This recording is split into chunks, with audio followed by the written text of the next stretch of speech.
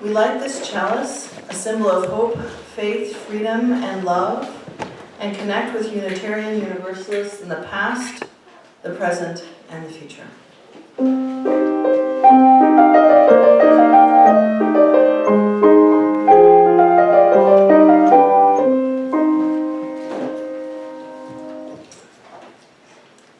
They are with us still. In the struggles we choose for ourselves, in the ways we move forward in our lives and bring our world forward with us, it is right to remember the names of those who gave us strength in this choice of living. It is right to name the power of hard lives well lived. We share a history with those lives. We belong to the same emotion. They too were strengthened by what had gone before. They too were drawn on by the vision of what might come to be. Those who lived before us, who struggled for justice and suffered injustice before us, have not melted into the dust, have not disappeared. They are with us still. The lives they lived hold us steady. Their words remind us and call us back to ourselves. Their courage and love evoke our own. We, the living, carry them with us. We are their voices, their hands, and their hearts. We take them with us and with them choose the deeper path of living. Please rise in body or in spirit and join us in singing the opening hymn, number 360.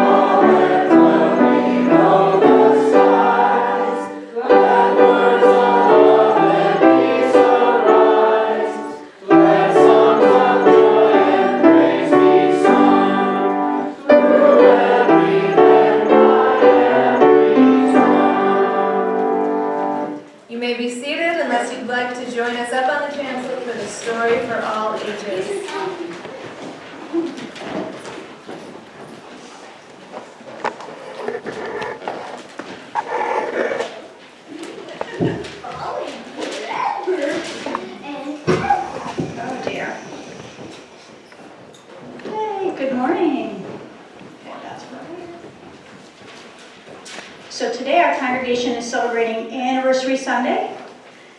Anybody know why? No, because 146 years ago, around this time, this congregation started. So every year around this time, we celebrate that. And I picked a story today about someone who left beauty for those who came after her. So think about what those who came before us, who are sitting here today, left for us. All right. This may be tricky. There we go. The lupine lady. Oh, do you want to see the pictures? You might come over here so you can see. Okay. The lupine lady, the lupine is a flower, lives in a small house overlooking the sea. In between the rocks around her house grow blue and purple and rose-colored flowers. The lupine lady is little and old, but she has not always been that way. I know. She is my great aunt, and she told me so. Once upon a time, she was a little girl named Alice, who lived by the sea. From the front stoop, she could see the wharves and the bristling masts of tall ships. Many years ago, her grandfather had come to America on a large sailing ship. And there's her grandfather. In the evening, Alice sat on her grandfather's knee and listened to his stories of faraway places. When he had finished, Alice would say, "When I grow up, I too will go to faraway places. And when I grow old, I too will live beside the sea." "That is all very well, little Alice," said her grandfather, "but there is a third thing you must do." "What is that?" "You must do something to make the world more beautiful," said her grandfather. "All right," said Alice, but she did not know what that could be.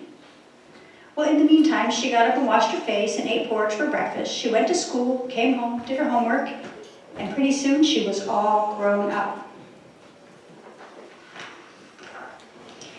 Then my great Aunt Alice, there she is now, set out to do the 3 things she had told her grandfather she was going to do.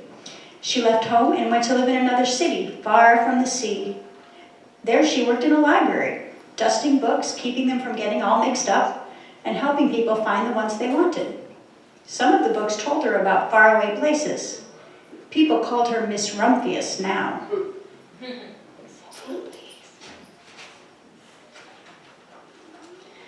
So Miss Rumphius went to a tropical island. She started going on her travels like she said she was going to. And she walked on long beaches and picked up beautiful shells. And she climbed tall mountains where the snow never melted. And she went through jungles and deserts. She saw lions playing and kangaroos jumping. And everywhere she made friends she would never forget. And then finally she came to the land of the lotus eaters, which I guess is in the desert here, and she was getting off a camel and she hurt her back. "What a foolish thing to do," said Miss Rumphius. "Well, I have certainly seen faraway places. Maybe it's time to find that place by the sea." And it was, and she did. And she got a new house right by the sea. She watched the sun come up, and she watched it cross the heavens and sparkle on the water. She planted a garden and some flowers, and she was almost perfectly happy. "But there's still one more thing I have to do," she said. "I have to do something to make the world more beautiful." But what? The world was already pretty nice, she thought. Well, the next spring, Miss Rumphius was not very well. Her back was bothering her again, and she had to stay in bed most of the time. Well, the flowers she had planted the summer before had come up and bloomed. She could see them from her bedroom window, blue and purple and rose-colored. "Lupines," said Miss Rumphius with satisfaction. "I have always loved lupines the best. I wish I could plant more seeds this summer so that I could have still more flowers next year." But she couldn't because she was stuck in bed. Finally, after a hard winter, spring came, and Miss Rumphius was finally feeling better, and she could take walks again. And one afternoon, she started to go up and over the hill where she had not been in a long time. "I don't believe my eyes," she cried when she got to the top, because there on the other side of the hill from where she lived was a large patch of blue and purple and rose-colored lupines, her favorite. Hey, Jude. It was the wind, she said. She was so delighted. It was the wind that brought the seeds from my garden here. And the birds must have helped too. Then Miss Rumphius had a wonderful idea. She hurried home and got out her seed catalogs, and she sent off to the very best seed house for 5 bushels of lupine seeds. Hey kids, I'm going to ask you to stay in one place, okay? Jude? Jude, please leave Douglas alone, okay? Thank you. All that summer, Miss Rumphius, her pockets full of seeds, wandered over fields and throwing lupine seeds everywhere. She scattered seeds along the highways and down the country lanes. She flung handfuls of them around the schoolhouse and the back of the church. She tossed them into hollows and along stone walls everywhere. Her back didn't even hurt her anymore. Now, some people called her that crazy old lady. And the next spring, there were lupines everywhere. Fields and hillsides were covered with blue and purple and rose-colored flowers. They bloomed along the highways and down the lanes. Bright patches were around the schoolhouse and back of the church. Down in the hollows and along the stone walls grew beautiful, beautiful flowers. Miss Rumphius had done the third thing, the hardest of all.